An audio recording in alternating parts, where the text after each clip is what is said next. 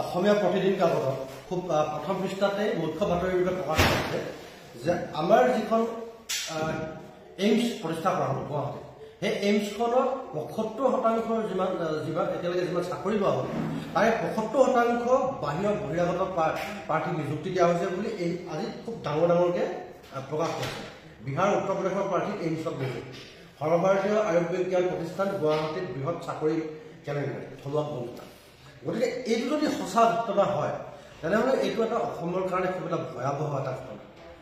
আমি দাবী জনাইছোঁ যে চৰকাৰে এতিয়ালৈকে যিখিনিক নিযুক্তি দিলে প্ৰায় ৬০০ পোষ্টত নিযুক্তি দিয়া বুলি কৈছে।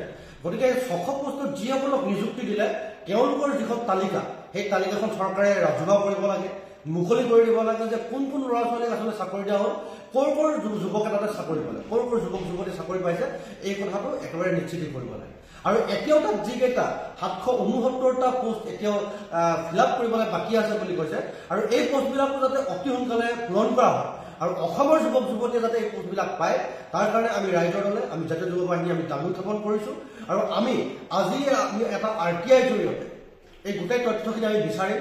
প্ৰতিদিনত প্ৰকাশিত যিটো বাতৰি, সেই বাতৰিৰ যিবিলাক তথ্য এই তথ্যবিলাক বিচাৰি আমি আশা কৰিম যে চৰকাৰে কোনো লোকধাক নকৰাকৈ এই তথ্যবিলাক প্ৰদান কৰিব।